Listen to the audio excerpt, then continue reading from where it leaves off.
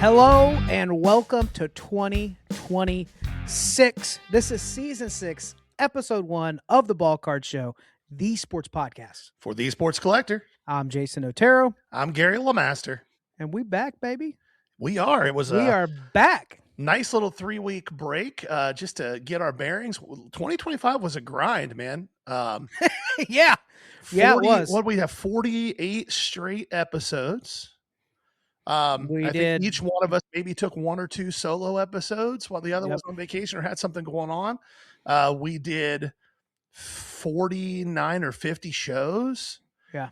We did 40 plus whatnot streams, maybe 50 by the time it was all said and done. It was a year, man. Yeah. And we had all this free time left over. So much free time. It has been wild. You know, a year ago, we decided to turn cameras on so that people could see us and decided to actually put our content out there and make it as available as possible. And so far, it's been a wild ride. That's a fact. I think we're somewhere over 3 million views in a year between our platforms, which is a number I never thought I would hear. Nope. And that's including socials and all that. So all you that's going to get to pinch a number. We're counting clips too. We're not saying anything. What we're saying is that's a number we never would have dreamed of. And more importantly, just the relationships we developed in the last year. Now that people know, you know, who we are, what we've been doing. And even in the last few months, it's been crazy because there's a lot of people that have seen us every week at their shows that they work at that are other dealers. And they just now stumbled onto the content, even though, you know, we have a banner that says podcast on it that we've had at every show. But seeing people, even last weekend in Xenia, somebody's like, oh, you guys, I know you guys. Yeah. Yeah. So that's been really weird, but we want to do some fun stuff today. We got a big update for the show. Something you guys are not going to believe is going to happen. I'm going to make fun of an idiot also. Not the same person, a different conversation, but this is a person that gets special treatment. I let them know we're going to try to make them famous this week. I had an opportunity to fix it. They didn't. So here we go with that. And then we're going to look back on 2026 and give our biggest wins, losses, perspective, things that we're focusing on for the next year. And then probably the biggest lessons we learned as guys that sell cards for a living. Yep. You want to jump into this big one right away? Or you know what? I'm going to get out of turn here.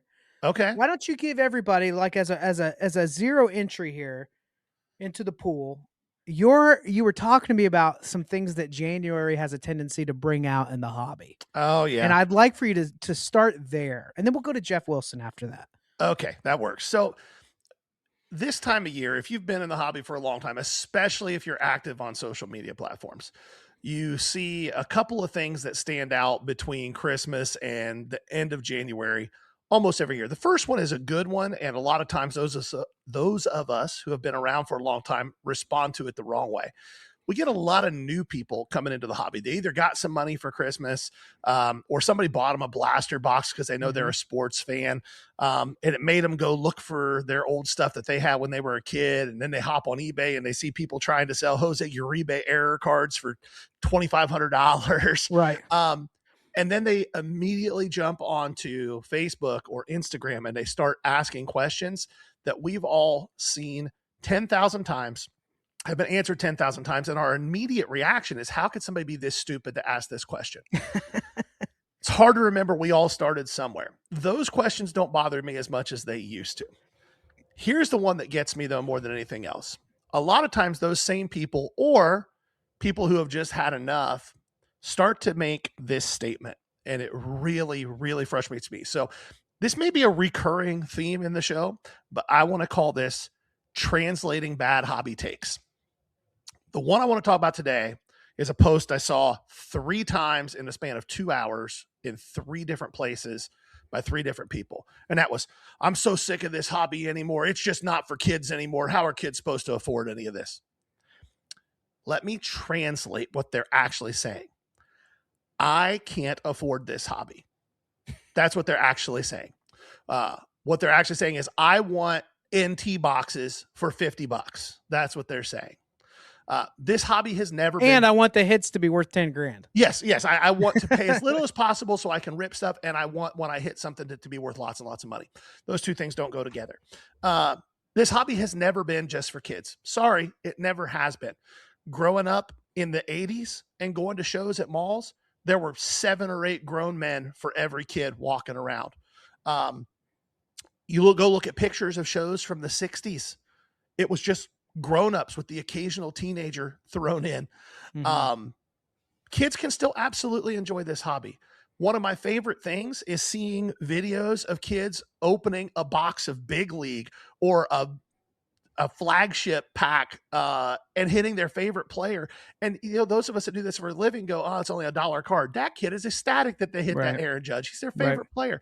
Kids have a blast in this hobby. I would go so far as to say that there are more kids involved in this hobby right now than at any point in the history of this hobby. That's a great point. I agree. Every single show you go to, there's at least one kid for every 2 or 3 adults, at least. And they're working hard. And a lot of times they know more about this than a lot of you adults do. Mm-hmm. So miss me with this hobby isn't for kids anymore.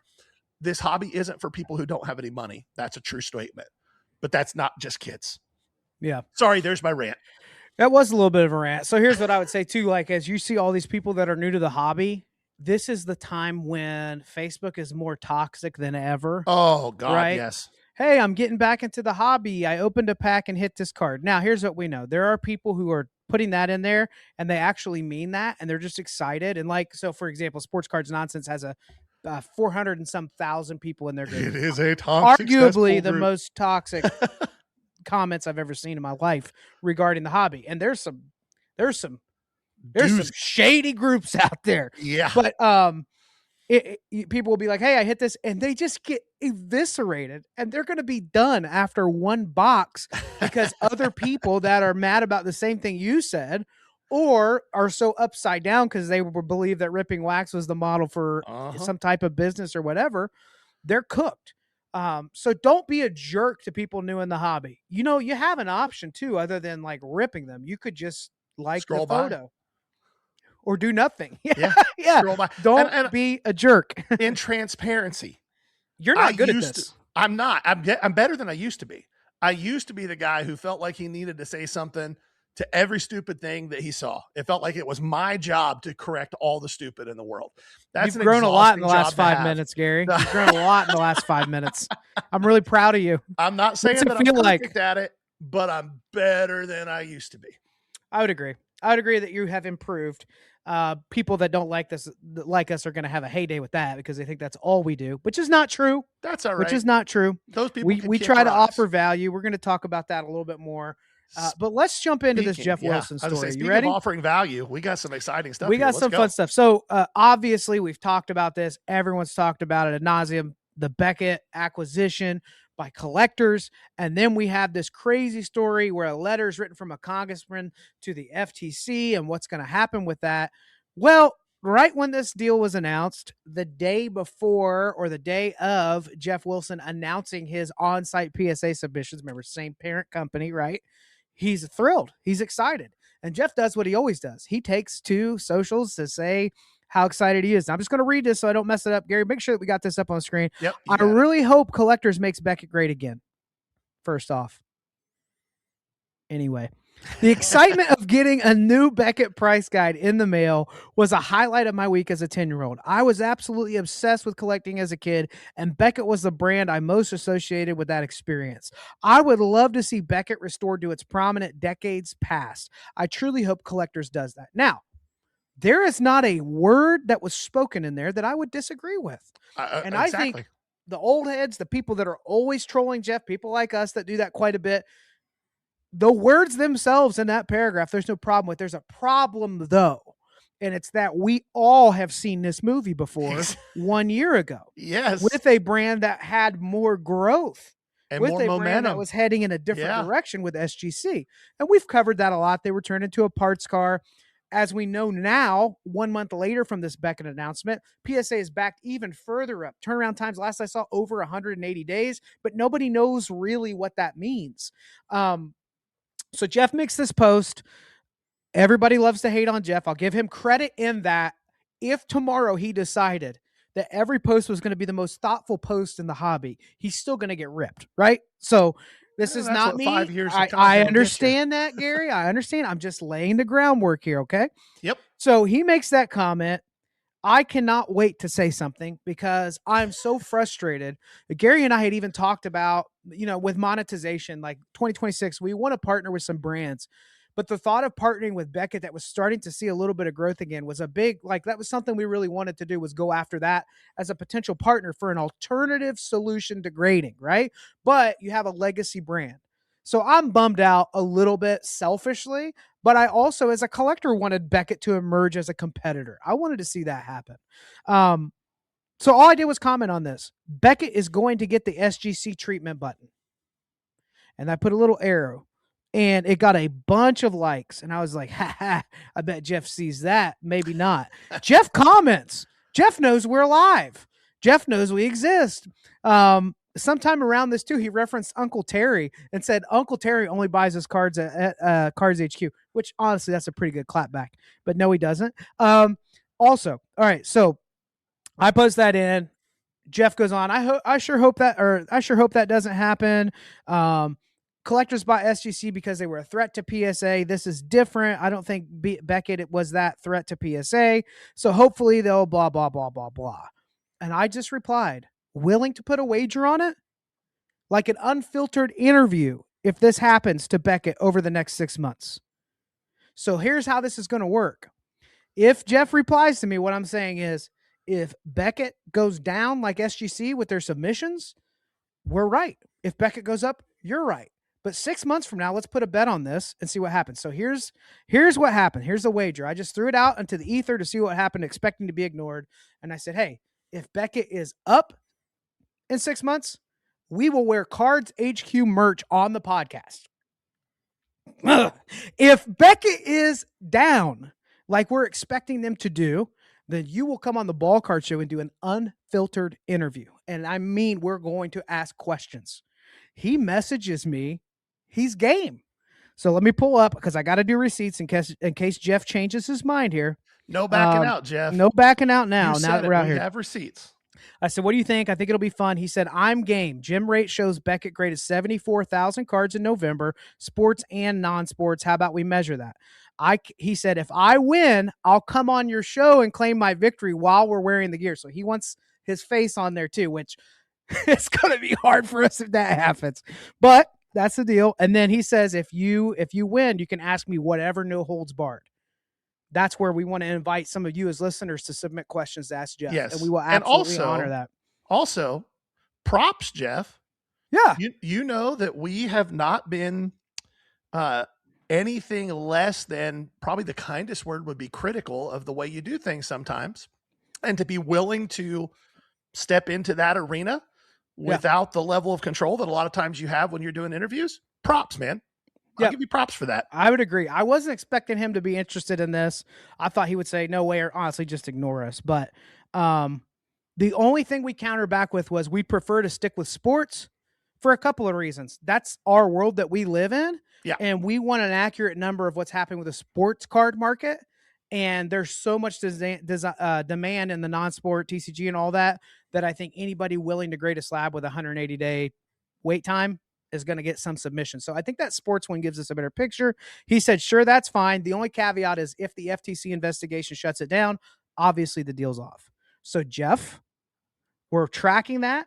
We're going to watch that number. I think he was shooting for April. So in April, we're going to see how many sports cards were submitted. And boy, I hope we get an interview. We'll see you in April one way or the other, Geoff. We're going to find out. We're going to find out one way or another. So I was kind of excited about that. I know that there are a lot of people that have asked us to cover stories about Geoff, to thank you for saying this or saying that about it. And not just the tinfoil hat negative people, just people that have an honest take. So I would love to see that dialogue. If there are things that Geoff feels like people just don't understand, then he needs to do interviews with people like us and not from his studio with other big names. Like, who are people that are set up at shows and dealers and LCS owners and boots on the ground that, you can have an honest dialogue with. Yeah. Boots on the ground is the important part. One of the things that I think his 2025 showed us is that those people out there like us who are in the grind of this, doing it for a living and not with a 6-figure bankroll that we can just churn 10% on every week. Right. People who are out there really in the grind of this they feel a really big disconnect between the influencers and the way they portray this business Yeah. and the way it actually is. So if someone like Geoff wants to try to clarify, why some of that exists and maybe some misunderstandings, we want to give him the opportunity to do that. Or just that big divide between, he has to feel that. You go to a show and you're in the same space as everybody else in that room, but it's like the majority are huddled up on the other side of the room. Like, Yeah.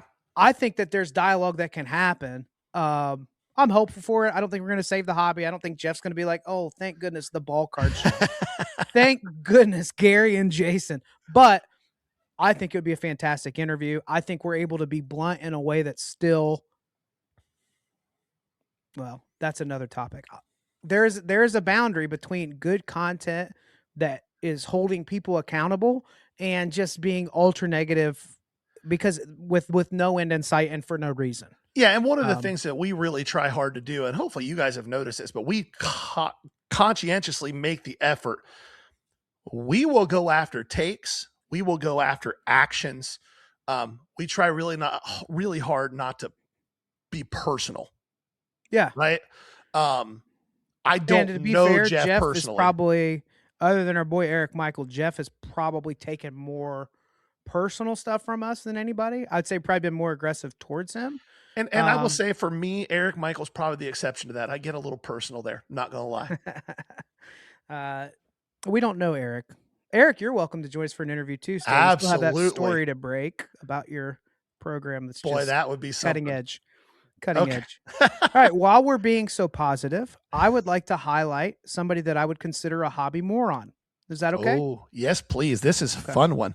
And let me preface what you're getting ready to say here. We were literally getting ready to start our Whatnot stream. We're finalizing our card order. We're getting everything ready to go. And Jason's phone dings and he goes, "What is this?" And this is what happened. All right. Michael Majewski on TikTok, former partner and Transparent Breaks. He made a point of telling me that he is no longer affiliated with them as of one day after I shot the message. So to be clear, he is not affiliated with Transparent Breaks. But at the time of the message, he was. Let's back up a little bit.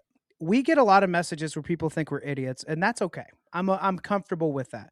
When you're opinionated and loud and you're not the mainstream of the type of content you see where it's cases of stuff being open. Look how many case hits I got at the show. Here's a $15,000 purchase. Like, we're just kind of guys that are selling singles, right?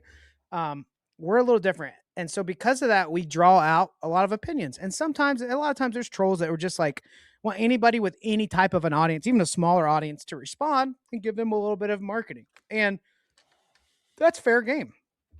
Every once in a while, somebody says something so dumb that I have to talk about it. And so this is the situation that we're in. The way that this happened made no sense. And then for this Michael to double down on this, I just thought it was crazy. Now, he made it very clear he wanted to do a call or an interview. And I made it very clear, well, that's not going to happen, but we're going to do our part to make you well known, because there may be people that feel exactly like you. And this may be your banner to carry your content out in 2026 and just get a bite of that pie. You know what I mean? All right. So here's what he said. First off, he sent us messages in May. Just now seeing you guys. Hope you guys talk us up as a repacker. That was his first message in May. No response. And he talked about how they're changing the lying ass hobby. We're honest. Camera never leaves the product. We only restock when a case hit is hit.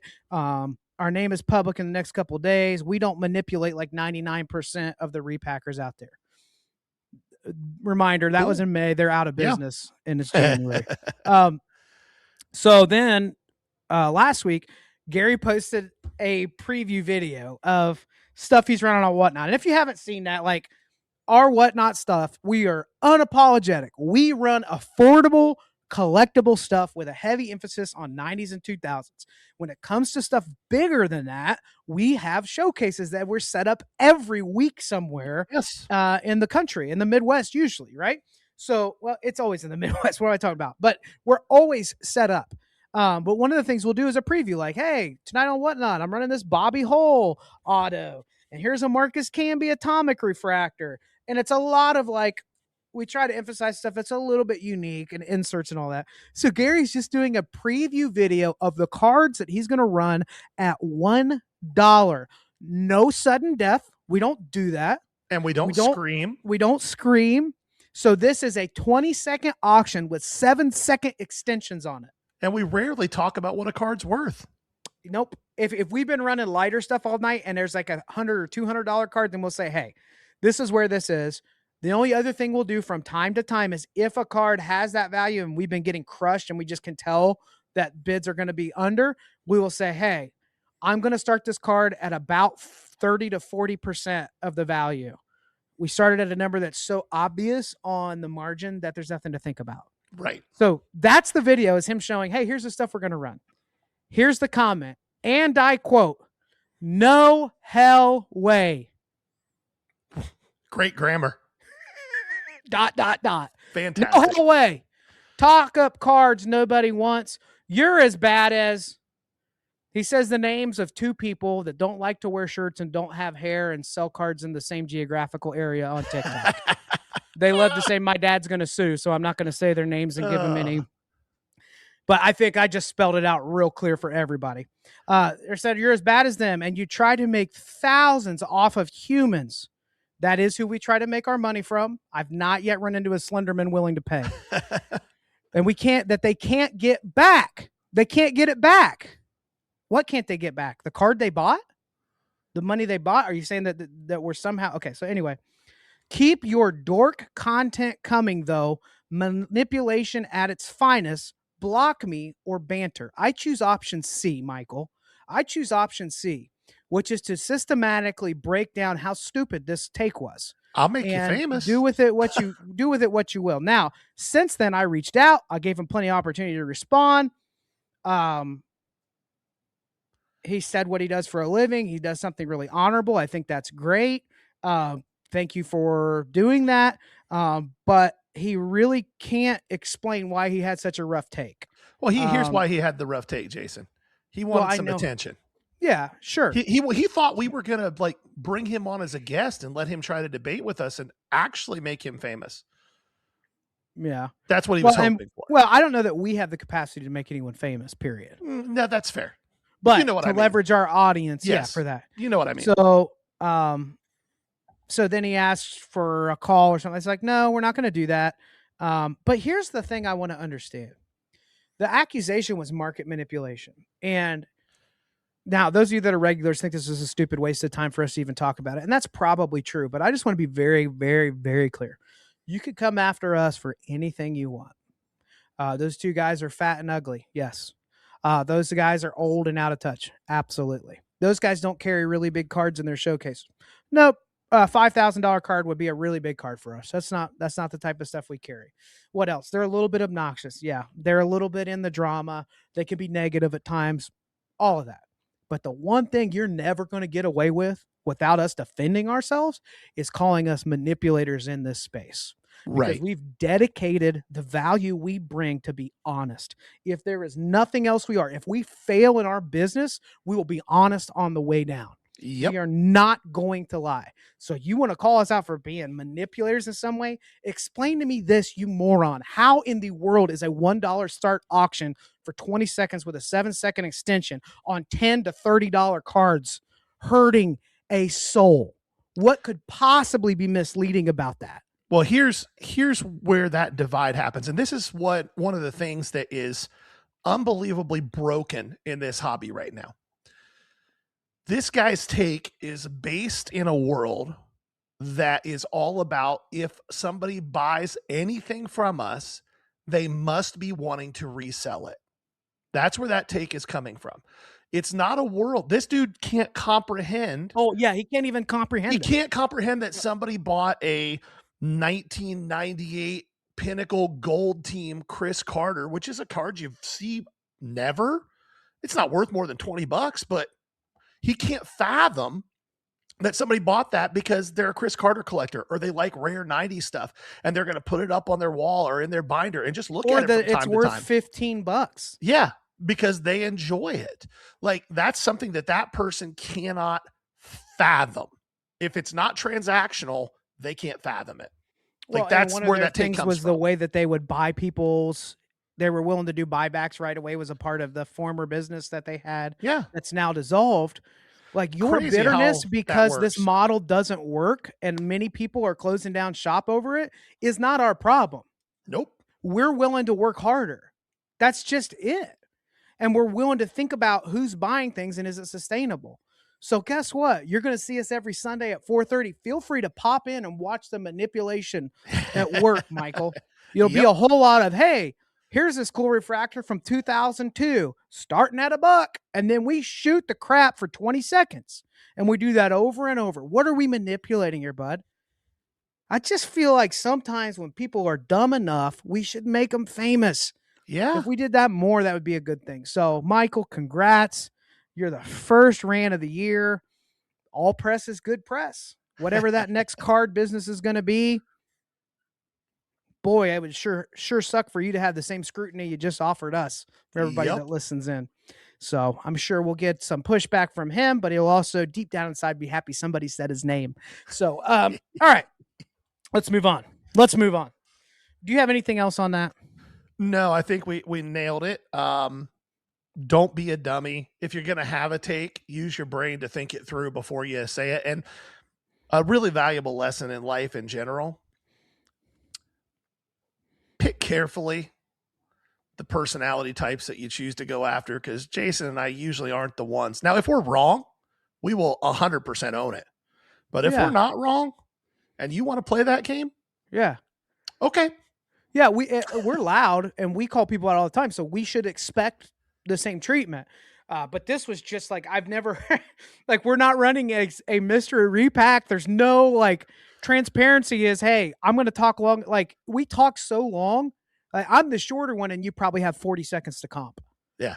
Jason gets annoyed with me because I will give you the full Wikipedia definition of what a card is before I run later we've run 30 cards and they're worth 10 to 20 bucks each. So yeah, I can't do that. But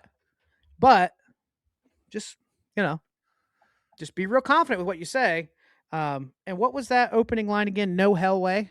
Yeah, no hell way. I don't even know exactly what that means. That'd be a sweet if you t-shirt. try it again in English, we'll try to read That'd it be again. A nice t-shirt. No hell way. All right. 2025 was a grind and a lot of lessons. Let's talk about it. Let's talk about it a little bit. All right, you start. Let's start. Well, we wanted to talk a little bit about a few things. I guess first and foremost, like Jason said earlier, one of the things that we really leaned into heavy in 2025 was a conscious decision to try to bring actionable value to you guys, especially if you're a dealer or somebody trying to at least fund the hobby by buying and selling, and not just rant and rave about things, but actually give you functional content for free. All we ask in return is clicking that like and subscribe button. But we wanted to talk about some lessons that we learned in 2025, because again, we've both been doing this for a little while. I've been doing it longer than Jason, but 2025 was the first year we were both completely full-time, no other source of income from anywhere. Jason did that a little bit before I did, but for both of us, this was the first year that was the case. So a few things that we learned we want to talk about. And they're not going to apply to everybody. If you're at a different stage in your journey in this business, it might be different for you. But you and I want to go back and forth on these, or you do want me to hit all three of mine? First, and then I'll follow up. Okay, we'll go back and forth here. And I'll go back and forth. So I think the first lesson that I learned as 2025 got into the heat of the year and as it started to wind down is this one. Show selection matters if you're a dealer. When you first start doing this and you first start setting up at shows, you don't really understand or know the difference between a 20 table show and a 300 table show. Mm-hmm. It's just a show. And you don't understand the difference between a show where a promoter is working their tail off to get people in the door and a show where a promoter just rents a room and throws some tables up and collects your cash when you walk in the door. And that's all they feel their responsibility is. So for me, going into 2026, it isn't the size of the show that matters. What matters is the effort and the time that promoter is putting into making sure that people come through the door. Yeah. It can be a 30 table show, and if 500 people show up, that's probably going to be a really good show. Mm-hmm. It can be a 300 table show, and if only 1,000 people show up, it's going to suck. But being selective about who we choose to partner with as a brand, because that's how we look at it. When we're coming to a show, we're paying you to be a promoter, and in our minds, we're bringing our brand there. We're bringing our content there. We're bringing our showcases there. We're bringing cash to buy cards. We're bringing cash to buy cards. Who we choose to partner with and the way that they choose to do business is going to be very important to us as we move forward in this journey as a brand together. And that's not throwing shade at small shows. That's not acting like we're too big or too good for something else at all. We will happily do a 30 table show that 500 people show up to. Yep. And we will happily not do a 300 table show that 1,000 people show up to. It's all about that relationship with the promoter being mutually beneficial for everyone.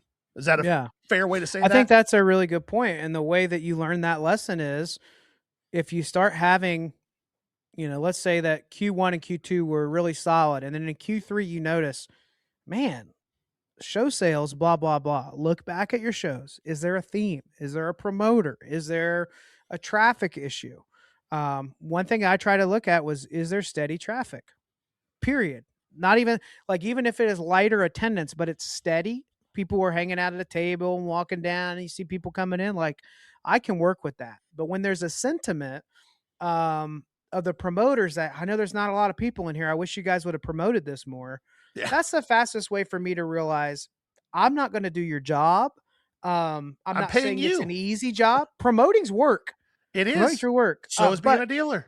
But we also found that when you find somebody that excels in this, we're going to latch onto their brand. So I'll say Brad Beeman with B Sports. He partners with Card Collector too, but Brad Beeman is, as far as I'm concerned, when it comes to the Midwest and those shows that are 100 to 300, 500 tables, he is the best at promoting that, building relationships. And when I say relationships, I mean that. He's come grab a bite with us. How things going? How's life? Yeah. Right. And as some of you, we hear that and you're going to be like, a promoter. Yeah. Yeah. But as soon as he has a show, I'll check with Gary. Hey, what does he call it? To reserve your spot again. The list went out. The email went out. I was like, did you already? He's like, I already got it. Every time. But I will commit to moving my schedule around his shows because every single time there is consistent traffic throughout the show. Now, I'm not saying that all of his shows have been my highest paying shows. I'm not saying that at all. But what I am saying is I never for once have to think for a second, is this show being promoted the right way? Have they thought about space? Have they thought about restrooms? Have they thought about concessions? Have they thought about all of that stuff? I know it's been thought about. And when I'm there, it's going to be promoted. There'll be a drone flying around to get people to come back the next time.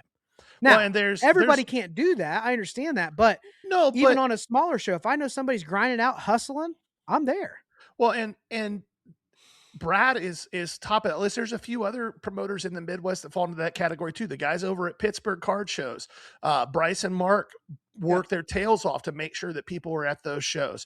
The JJ All-Stars guys that run the Midwest Monster and the Mini Monsters, they do the same thing. If you are a promoter and you're listening to this and you're finding yourself getting frustrated hearing us talk, I would really encourage you to just take a deep breath and ask yourself, am I doing everything within my power to make sure that the dealers who are paying me money have success at my shows?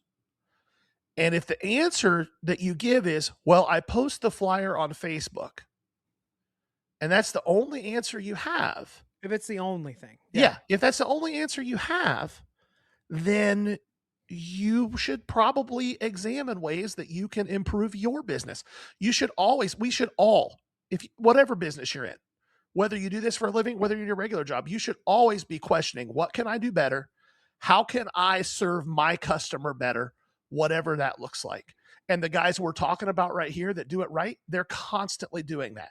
I know that Brad, Mark, Bryce, Greg, those guys are always saying, what can I do to get more people in the door so that the dealers that are paying me money will want to keep paying me money? Yeah. I think I want to put important caveat here, because I think there are promoters that don't put the work in, but there's a lot more dealers that don't put the work in than there are promoters that don't put the work in. No question about it. The reason for that is those promoters are on the hook financially for a building, for tables, for the labor. Like, all that stuff takes time and money. So they've got to put some effort in.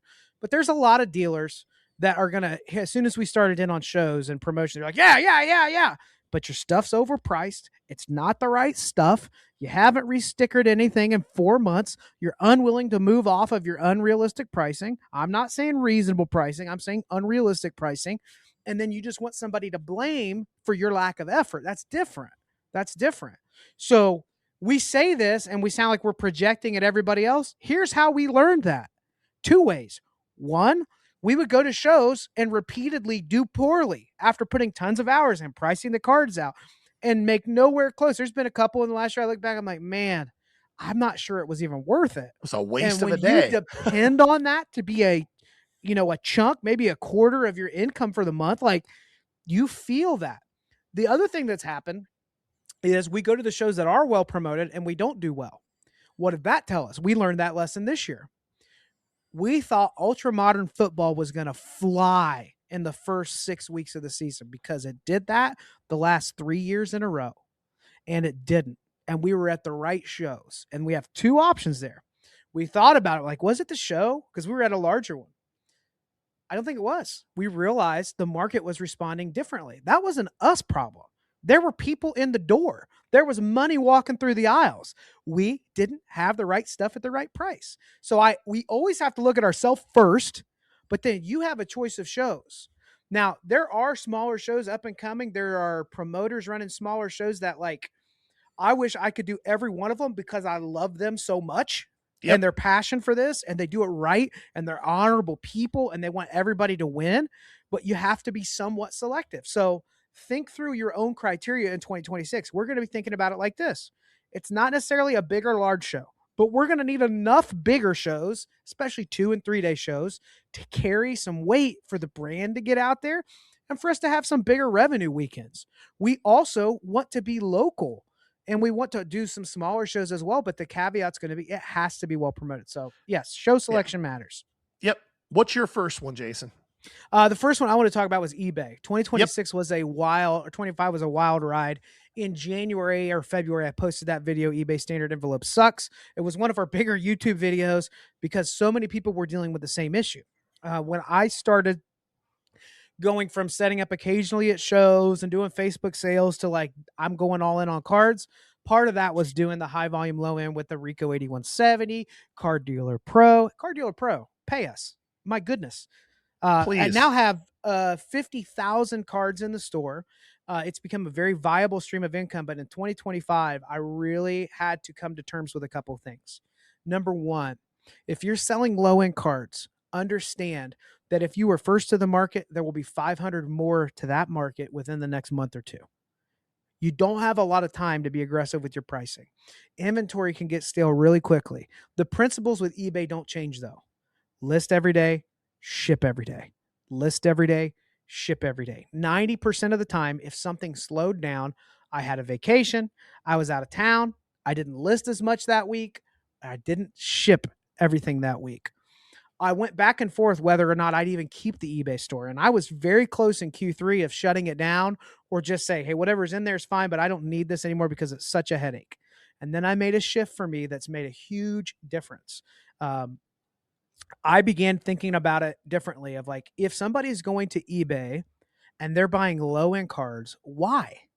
You can go to a shop. You can go to a show. It's probably cheaper. Why are they going to eBay? It's because they're looking for something collectible in that price point. So I shifted my inventory to things that I believe were more collectible, not just new and is this card worth 5 and can I get 3 out of it, right? You can do that, but just understand that inventory is going to get stale. Those markets shift quickly. But if I upload 10,000 vintage baseball and football cards from the mid 70s through up to like 80, most people that are looking to build a set would love to know if I have 5 or 10 more of that set, right? So I shifted my thinking there. As much as I am frustrated with some things that eBay does, and I still think with eBay standard envelope, them allowing multi-quantity orders to be one order would solve so many of the metric issues that sellers have, where it'd be a one order strike. You still would have to resolve it. You still have to refund all the cards. They can still do item not received cases. But if you consolidate that 10 card order to being one order number, I think you'd have a lot more people stick around. But the reality is this: there's no better place still for that low end. I sell low end sometimes on Whatnot, like once or twice a month, I'll do a low end show. It's still better on eBay. I don't care what anybody says. It's labor intensive. It's hard work. But if you want to make money on eBay, don't let anybody tell you can't because of fees. That is bull. I'm at 20,000 orders. My feedback is back to 100%. I'm at 19,000 logged, but I know I've hit it. It's going to show up in the next few days. But I was able to work those metrics back to that. So eBay is still viable. I don't care what anybody says. If you're selling the higher end stuff or bigger stuff and you think the fees are eating it up, that just means you haven't learned to buy right yet, or you're putting the wrong stuff on eBay. It's not for your 90% stuff. It's not for your 80% stuff unless it's a whale of a card. eBay for you, Gary. Well, do you think, a question for you in relation to yours before I jump into my next one, do you think that if you hadn't made that mindset shift that you would have shut the store down? I think I would have. Well, I'll tell you what my thought was. So I think I shared this to you, but like my idea was, if I don't do this anymore because I'm so frustrated with the back and forth with eBay, I had like a month and a half in November where there was nothing in my metrics to indicate it, but my sales fell off 45 to 50%. And what's strange about that is if you're selling bigger cards, that happens all the time, right? You know, you sold a card for $4,000, right, last month, and this month you don't have a $4,000 card to sell. Well, that's going to obviously affect that.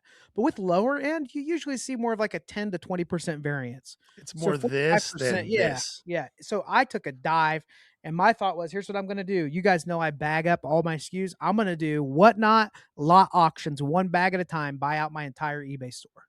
I still might do that. You never know. I'd start at every auction at $5. Here's the 30 to 50 cards that are in here. Go nuts.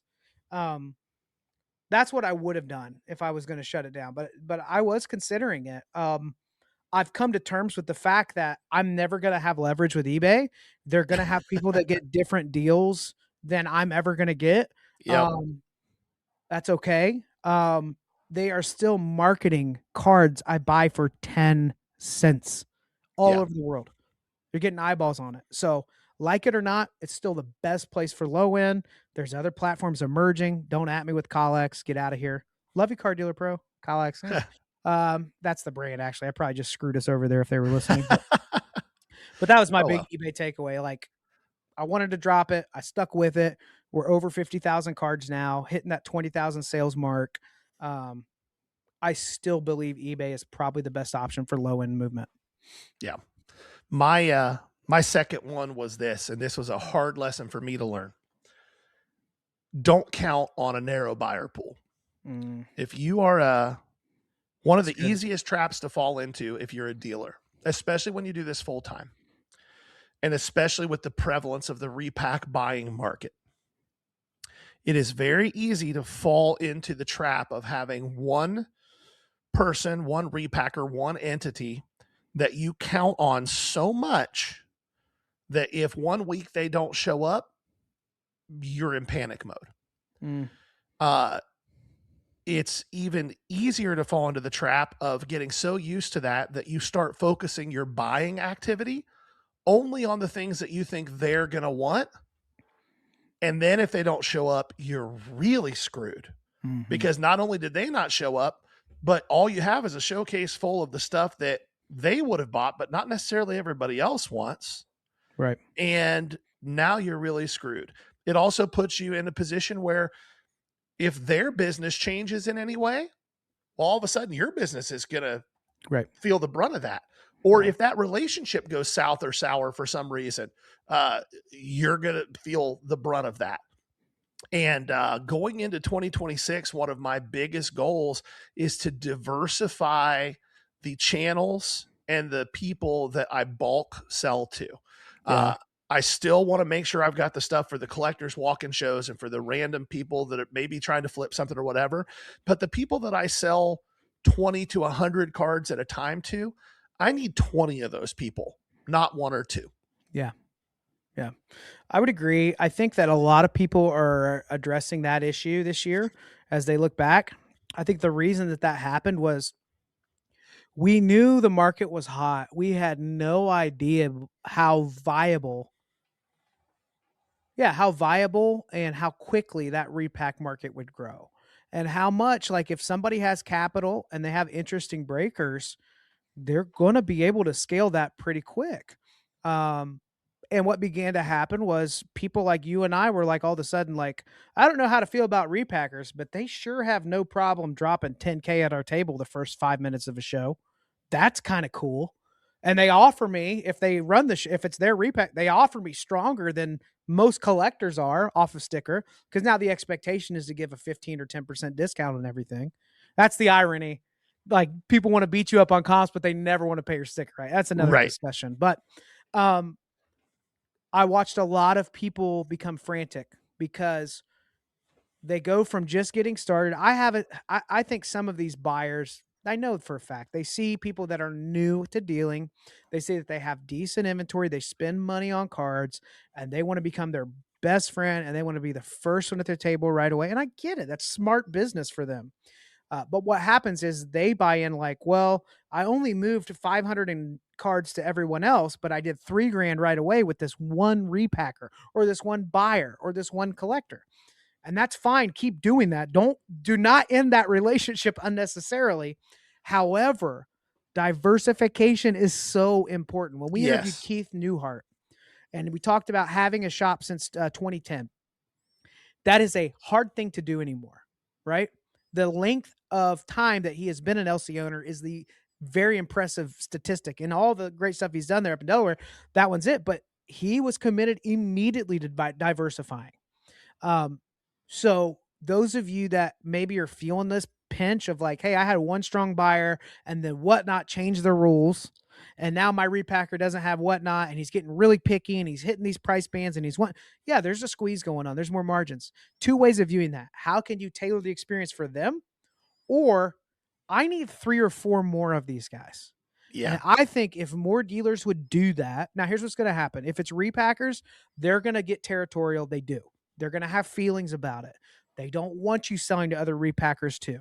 But the problem is they are not your boss. They are not your employer. They really don't have a say in that. This is your inventory and your business. Yeah. And so you can choose to just have one buyer, but just know if that goes away, it affects a lot of things. I think it's better. If I had a perfect scenario, I would have 100 people buy 2 or 3 cards at a show that they love. At a show, yeah. I would take that all sure. day.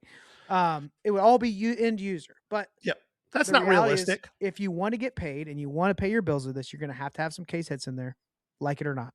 Yep. You're going to have stuff that repackers are interested in right now. That is the market we are in. And you can have the other stuff that people call bricks or that you and I call unique because they are scarce things without comps. But well, and I think the point you made there was really important too. I don't work for you. Right. And it's not a disrespectful statement. No, not at all. But if I wanted to work for somebody in this business, I have no doubt whatsoever that I could make 10 phone calls and have a salary in a week. Yeah. Doing what I do for someone. We could go source for Arena Club. Let's just call it what it is. That's what I had. Yeah. That's what a lot of people that with their experience do. I had a conversation with a friend of ours who's a fellow dealer in this space who reached out to me a week ago asking for advice because he got an offer of a salaried job in this industry and was, trying to weigh whether he wanted to go work for somebody else. You and I made the decision that we don't want to work for anybody else, at least at this point. Now, I would be lying if I said that if somebody came to me and said, hey, starting next week, we're going to pay you into the 6 figures for a 40-hour work week doing nothing but card stuff, I might have a hard time not at least considering that. But that's what it would take to at least get me to consider it. So when some of these buyers that you deal with on a regular basis treat you like you're their employee, it can get frustrating. Yeah. And I So think it's important that there's not a scarcity mindset. Like that's what I would emphasize. Like the people that you're selling to are the one or two bigger buyers. Do they have a similar philosophy to this, or are they going to drop you like a bad habit the yes, moment you say, actually, I'd like another $100 this time because you're saying you're at 90%, but I'm stickering this here because it really is there. Right. yeah. So yeah, I think don't count on a narrow buyer pool. I think that's a really smart one. Yep. What's your Um, next one, Jason? my next one this has probably been the most fulfilling part of my business journey in the last year is relationships matter. And I know And you're that's so super much better generic. at this than I am. I'm designed to be a very relational person. I Yeah. think my wheelhouse, whether I like it or not, is you put me in a room full of strangers and say, go. And I'm able to really quickly and almost in a scary way, get a read on everyone in the room. And within an hour, I'll know what they like, what they don't like, who I'd never care if I talk to, and who I might want to do business with. Yep. But I was spending so much time on the labor of the job because I was, again, 50,000 cards on eBay, setting up at shows every week, whatnot every week, multiple times, creating content, editing videos, posting. I mean, we're not exaggerating. 55 to 70 hours a week is just Closer to what 70. it takes. Yeah, It's closer to just 70. what I know I'm trying to downplay it, but it is. If you say the big number, everybody's like, yeah, no way. But I took time off over the holidays and I probably still was about 30 hours of just shipping and listing and everything. It felt like a vacation, didn't it? It did. But the relationships matter. And here's why. We are in a very slimy space. It's unregulated, right? We've seen wherever there can be quick money and value, there's going to be scams and scandals and all this. It really matters that you know who you're working with. It matters that you know who you like and don't like. And the reason it's tough for a lot of people in the space that are doing it for a business to focus on those relationships is because we've been taught to be in a scarcity mindset with all of this stuff. There's not enough to go around. That repacker spent money with you, so how do I know that they're going to spend money with me? This shop will never work with you on numbers. This one will. And I think that until you get to know some people, that's going to be the case. Nobody knows you. You just walk in demanding something, nothing's going to happen. But I've experienced how mutually beneficial it is with other collectors, other dealers, one table down. We have people that walk up to us with case hits that they want 90% for. We're never going to pay that, but we will walk that business down to people that are happy to pay that percent, and they love us for it. And I'm okay with it. It's a win-win. And they send us the weird stuff. Like a perfect example of that, somebody that I've known for a while, but I've gotten to know better this year. And you guys, if you follow sports card content, you've seen him. Brent Shannon at Shannon Sports Cards. Yeah. He's always set up right across from us at Grove City. And when guys walk to our table with case hits, we're usually pretty close to the front of the door. It's like CC2 and then one other person and then us, and then Brent's right there. I just send him over there, and Brent sends us the weird stuff, the kind of bricky stuff that isn't his forte, but he knows we like. Yep. And like you said, those relationships matter. I know somebody now that if I wanted to sell a value box, I could flag them down. They would come take it.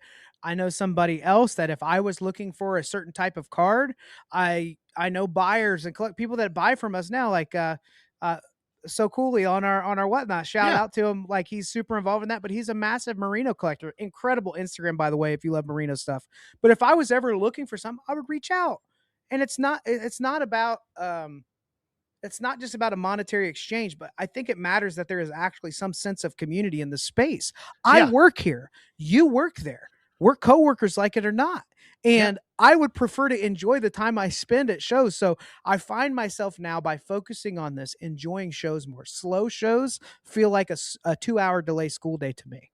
Like, you know what I mean? Like, you're just like, anything could happen today, right? Like, they're going to wheel the TV into the VCR, and I'll walk around and just chat it up and see how people are doing. But it's a job that one of the things I talked about was like, mentally, it's a strain. You're working really hard. It's very repetitive.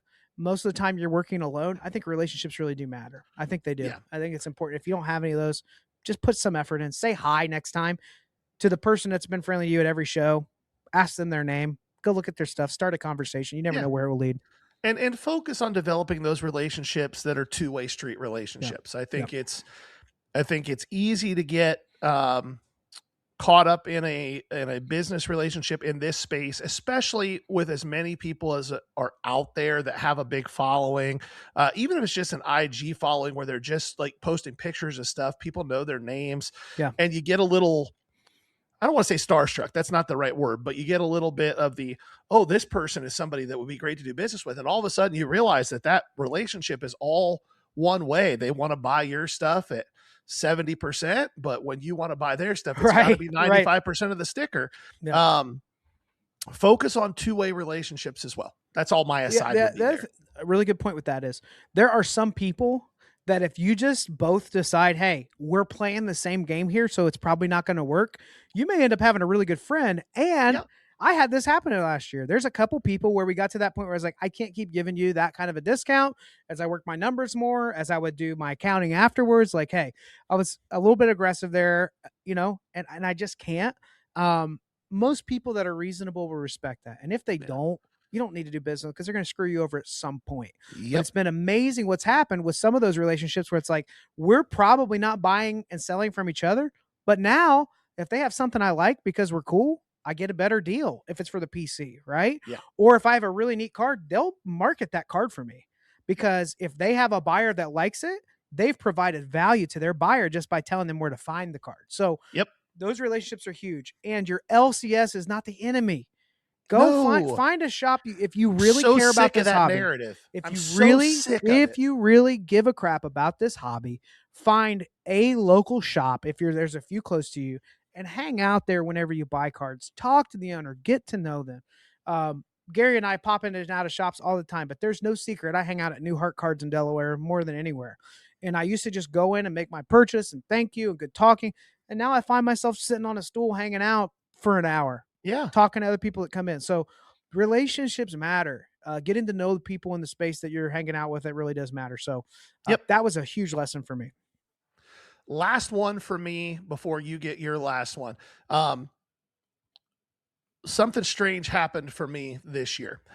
Up until 2025, I would say that I was probably known outside of the podcast, just in the sports show world. At most shows, I was known as the guy, hey, if you want baseball or Bowman, go see that big white banner over there. That's your guy. And I still have that stuff. But it's not 80% of my inventory anymore. This year, I diversified to where it's almost an equal split between baseball and football stuff. I've pulled back a little bit from the Bowman side of things, although I still am there to an extent, but it got more volatile than basketball did. Yeah. I've even expanded my basketball horizons this year to actually have some basketball, even though it's more 90s and 2000s stuff and not the ultra modern stuff. Expanding those horizons made a huge difference in the bottom line for my business this year. The biggest change for me was I never had any interest in the vintage side of things at all. It just wasn't something that appealed to me. And the last quarter of 2025, I started buying more vintage stuff. And I found something really interesting. And you had been trying to tell me, and I had been watching it happen to you. And I was just like, yeah, that's just because Jason knows how to talk to old people. That's true too. It is true. But I buy vintage, and within 2 weeks, the vintage was gone. And if it was a Mantle or a Maze or an Aaron, it was usually gone within a few days. And so I'd go buy it again. And how much were they trying to beat up your price? Not much at all. Not much at all. As long as my price was realistic. Like, you can't go out. Gordy made this comment when you interviewed him earlier this year. Like, it's like a coloring book. If you're in between the lines of what a PSA 4 sells for, you can have the best looking 4 in the world. If you try to price it like a 7, you're never going to sell it. Right. But you can price it at the top of the 4 range. Right. As long as you're in those lines. Sure. It sells pretty quickly.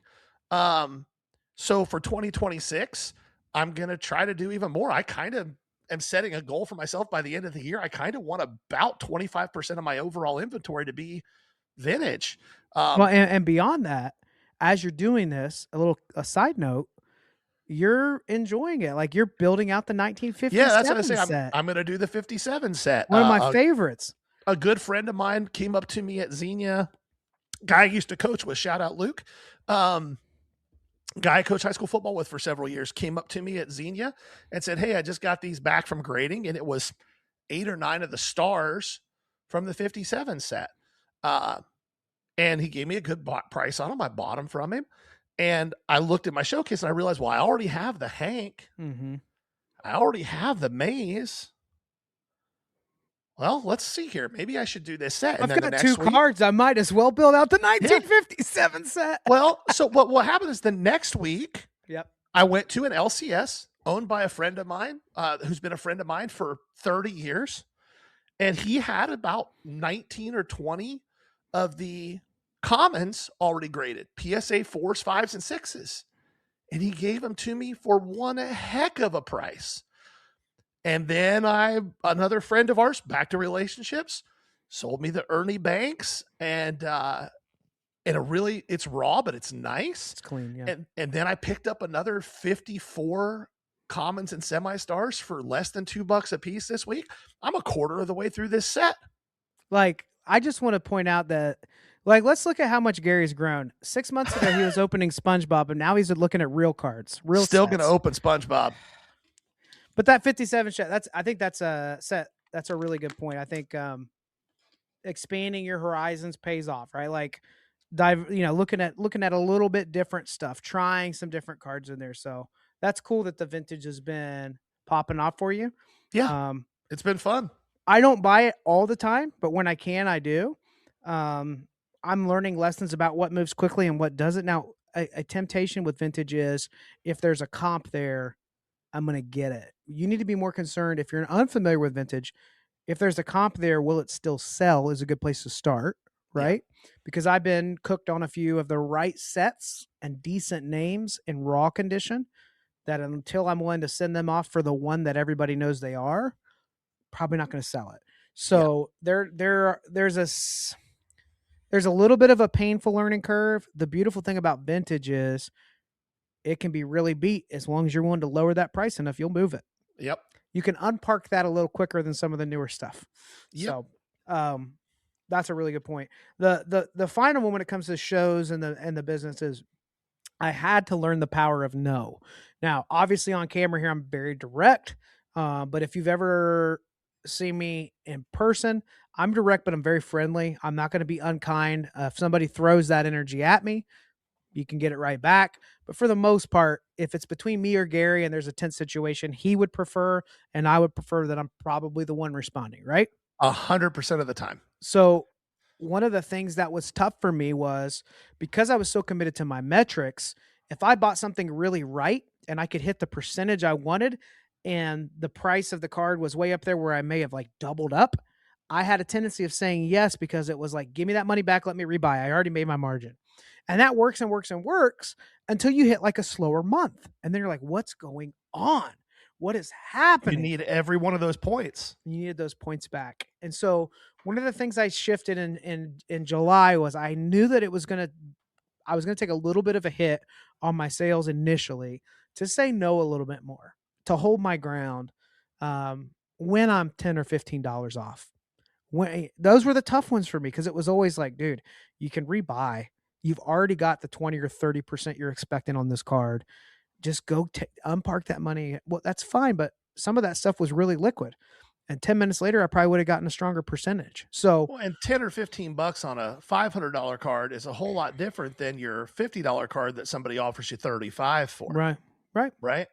Yep. So as I began comparing my inventory value after shows to the money that came in and what I would expect to buy at percentage wise for the next one of the shifts I made was I have to say no more often. And you know what I learned?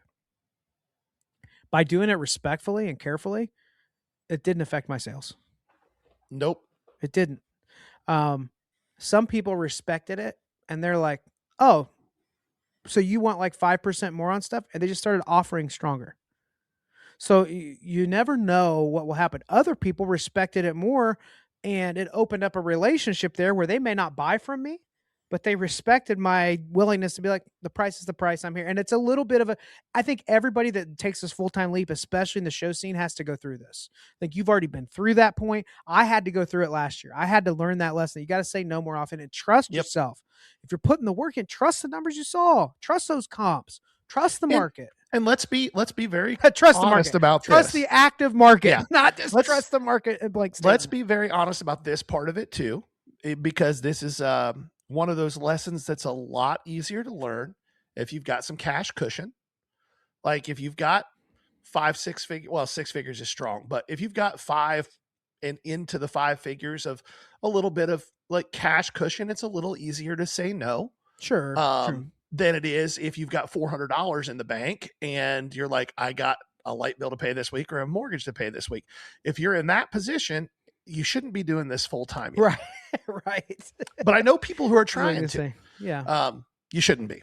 Say no to yourself. Yeah. And tell yourself, hey, for one more year, it's going to be 60 hours a week. I got my job and I'm putting 15 to 20 hours in, and I'm doing 1 or 2 shows a month, and I'm selling a few things online. You will not regret it. You know, Gary and I looked back at some disappointments we dealt with in our business in the last year. And there's been a couple. You know, what we don't talk about is we had a network deal that completely failed and flopped. Right when we started, there was a network that was based out of Ohio. They had all these shows in Cleveland. It was a big market. This and that was going to happen. And we just watched it kind of fizzle out and not really monetize. We've been through disappointment. We've been through setbacks. We really have. But what we learned this year was like every time something like that happened, it was like the best thing for our business. We had to force ourselves to learn something and adapt to it. I think Whatnot was a great place for that. You want to dive into that just a tiny bit here? Yeah. Well, I mean, Whatnot lessons for us have been fast and furious and hard to swallow sometimes. Every time we think we have something figured out, we realize, nope, did not have that figured out. One of the things that you guys heard us talk about, and we thought we had found the leprechaun's gold, and we talked it through the roof, and there's credence to it, but it's not all we thought it was. We thought we had figured out this cost average thing, and it was the end all be all.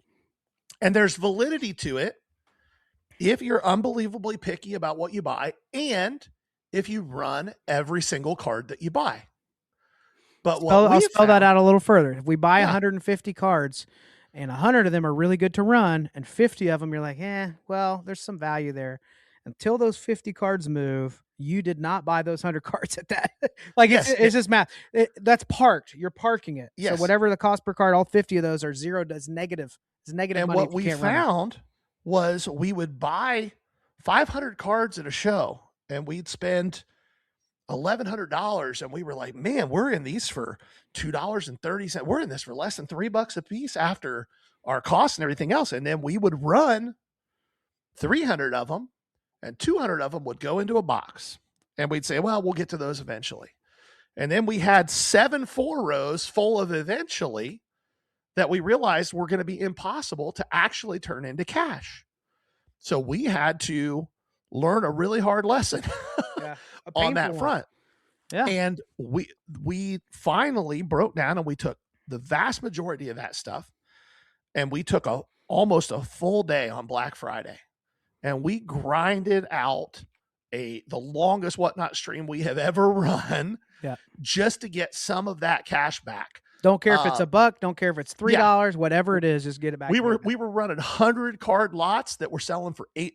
It was just like, some people love that show. We got to turn this into cash. Yeah. And that the lesson there was it only counts if you sell it. If you don't sell it, then it really wasn't your cost average. It's not how it works. A part of the lesson we learned too was the inventory. Like there has to be a diverse inventory there. So we went all in on late 90s, early 2000s unique inserts, which we still do that more heavily than most people do.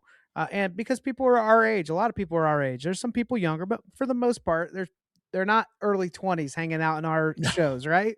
So we ran that stuff, but at some point, It's not always easy to get the right kind. It's not always easy to get the right names.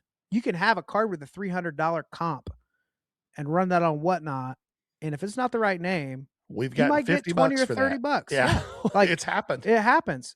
And whose fault is it? It's our dumb fault. Why in the world did you think that the 20 people in this show make up one of the people looking for this card in the world? Right. You know? So we had to learn that lesson. I think it's affected our show buying as well. It's part of the diversifying.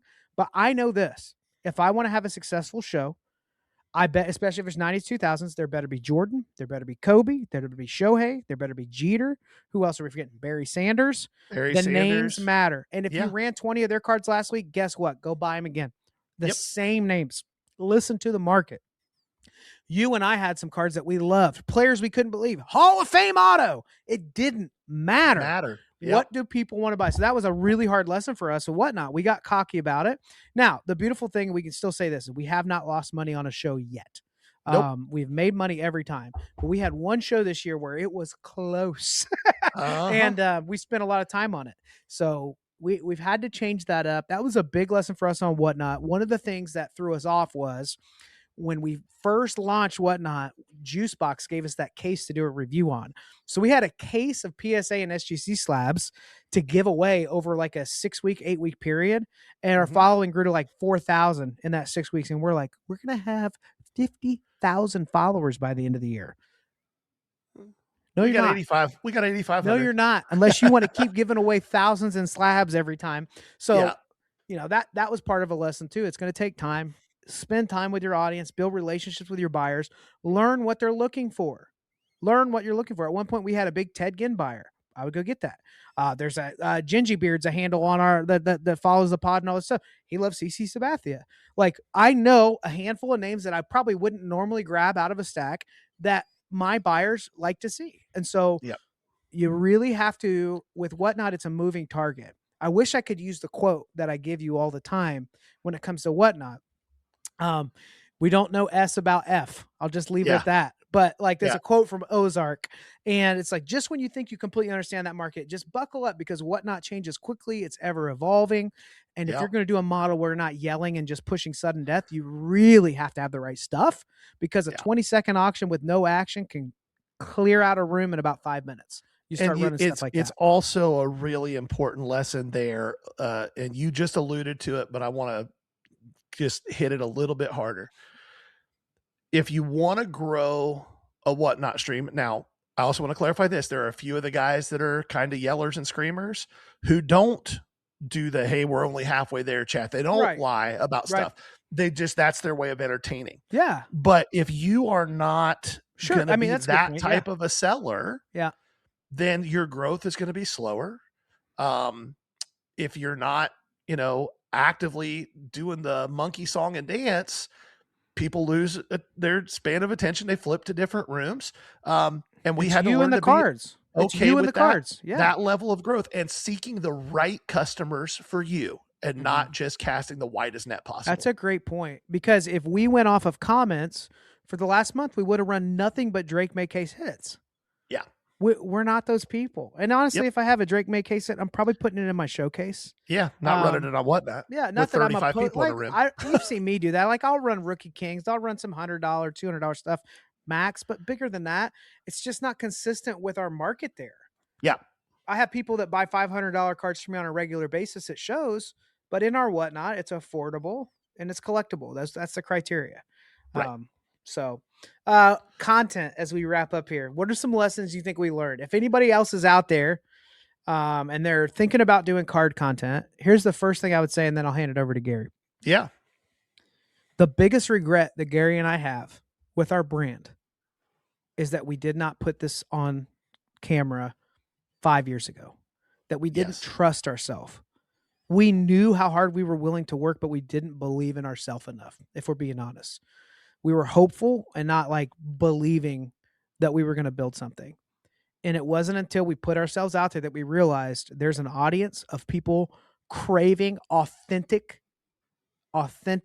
conversation around the hobby, where the interest is not self-gain only, where it is unapologetically a space for people that are dealers trying to make money with this. But man, I regret that we didn't start sooner. Man, I regret that we didn't just ready, fire, aim with this, you know? Yeah. Well, and that's something that both of us not only regret, but the whole ready, fire, aim is so against how we're both wired. Yeah, that's true. We both want to know what the path looks like before we step a foot onto it. Yeah. So I would agree with that. I think a few of the lessons that I would take from content this year, it took us longer than it should have to figure out what our voice was going to be in the hobby. Yeah. And I think we both knew what it needed to be before we decided to lean into it. Sure. And again, I think most of these content lessons boil down to trust yourself and go. You know who you are. Yeah. And the minute that we leaned into that, we saw the little bump right off the rip when we went to video. But what really, really saw us take that kind of exponential curve was when we said, we're the guys who are anti trying to sell knowledge. Yeah. We're the guys who are anti gatekeeper. And we're going to just tell people exactly what this is like and offer to help in whatever way we can to help people be successful in this business. You may not agree with our thought processes. You may not agree with our takes, but you can't say that we're not trying to help people. And that it's not rooted in experience. Like that's one of the unique takes is it's nothing to turn on a camera and give your take about hobby news. Sure, do it. We want to hear it. Everybody's got an opinion. That's never going to be boring. Yep. But the reality is it may not be substance. The biggest shift we made. So we had a viral video, the only truly viral video we had, where we went after Backyard Breaks over that shipping issue they had, which was resolved like a week later. But it was an issue. And we had a decision to make. But I was feeling like I didn't just want to create content around the tinfoil. I didn't just want to create content around conspiracy and negativity. Just say what it is. We didn't want to be Sports Card Radio 2.0. We didn't want to be a constant stream of negative.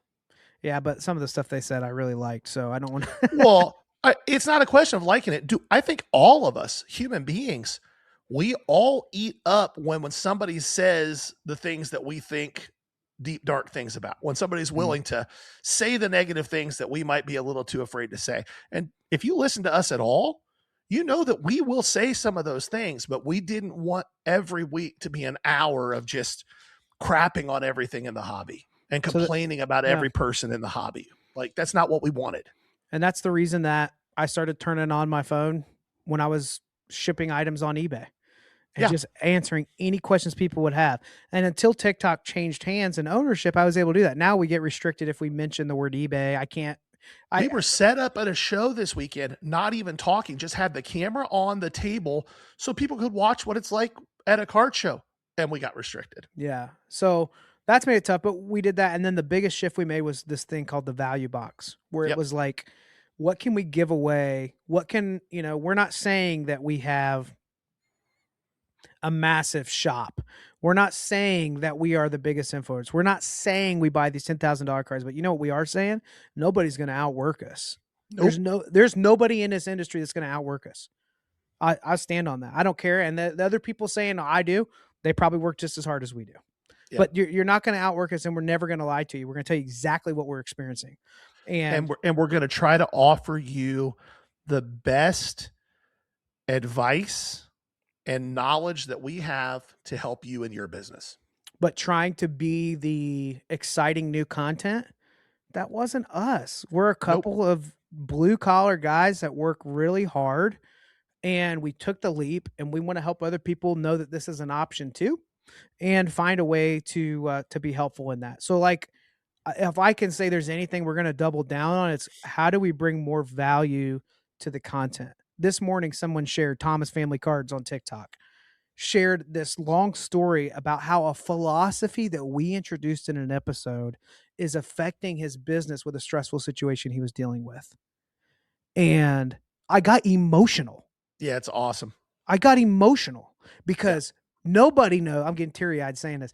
Nobody except you knows just how much we've put into this and how much it matters to us that we are not full of shit when we talk about this. It matters so much that it's rooted in our own failures and experiences and our wins. And that's what we're trying to give away. So if there's anything we're going to lean in on more this year, it's that. We're going to bring more experts. When we don't know something, we're going to bring somebody in. If there's something in the repack space and we aren't the right voice for that, sure, fine. We're going to bring in the right voice. Shop owners, people that sell on Whatnot, people that scream on Whatnot. What are they doing? Why are they doing that? Right? There's a lot of people watching. We're going to hear a lot more voices on that. Our hope and our commitment with the content is that we just keep giving more and more value away. And any ideas you have for how we can be helpful, we want to hear from you. We want to know what those might be. So a lot of lessons in 2025. I've never been in a situation. I can't recall in my adult life being more excited for a year in my business than I am this year. I genuinely mean that. It's such a rewarding feeling to know that you built it to the point where you kind of have an idea what you're doing and you want to grow on it.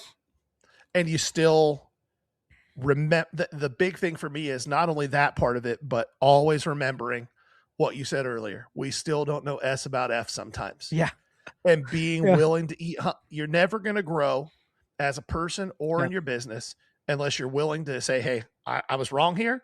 How do I fix it? How do we make it better? 2026 is going to be awesome. We're excited that you guys are here and on this journey with us. We hope to hear more from you. Keep those comments coming in. Hit that like button. Hit the subscribe button. It really does help us. We, in full transparency, we are so close on both YouTube and TikTok to monetization, which would be a huge, huge step for us. It's just a goal. It's just a goal for us, and it will help us to increase the quality of the content we bring you. It will help us to bring you more diversified content. We want to be able to hop on a plane and even if we're not set up, fly to the Burbank show and show you guys what it's like out there. Same thing with Dallas. And those things happen when we hit those goals. So make sure you're hitting that like button, hit the subscribe button. It really does help us a ton. You'll see an uptick in the number of Whatnot shows in 2026. 3 to 4 a week are likely. The way that's going to work is every single Sunday, you'll have a show with both Gary and I on it. That's the Ballcard Show. And then additionally, because Gary and I do this for a living, he'll have a pop-up show. I'll have one. I also do low-end lot stuff because I mess with that low-end market a little bit too. That's called Morning Madness. It's madness in the morning. Maybe we'll come up with a different name. That just sounded good at the time. We had no idea what to put in there. But we've got that going on. Shows coming up. We have Eastgate on the 18th. Yeah, the day after this drops. 17th. It's the 17th. 17th? It's actually a 2-day show this month. However, we'll only be there for the Eastgate is? Yes. It's the 17th and the 18th this month. Interesting. But we'll only be there on the 17th unless we get froggy and decide to stay in Cincinnati. I don't know. Anyway, secondly, we have 2 shows at the end of the month. There is a really cool one, the Buckeye Card Show. I want to say the Ohio State Card Show. Okay. The Ohio State Card Show. Greeny Sports Cards is hosting that. It's at the Kasich Center at the fairgrounds. Good size space. Really excited. We got 3 tables for that. Our buddy Keith from New Heart Cards will be a sponsor, will be set up there as well. Following day, the very end, is it February 1st or January? February 1st. Yep. February 1st, Super Bowl Sunday, right? The 8th is Super Bowl Sunday. Oh, we're good then. February 1st, Grove City Card Fest. And then we'll be back to Xenia, Eastgate, all that. So a lot coming up. Shipshawana is in March. We're going to be traveling more. If there's a show in your area you think we should check out, let us know. We'd love to talk with you about that. Man, this is a lot of housekeeping. Is there anything else, Gary? No, I think that's it. We kicked off 2026 with a almost 90-minute episode. So hopefully y'all are still awake and with us. We will be right back to the grind. You will see us every week, at least one of us every week until the holidays again next year. Good Lord willing, we'll be here. One thing left to do. This has been the Ballcard Show, the sports podcast for the Sports Collector. Bye now. Peace.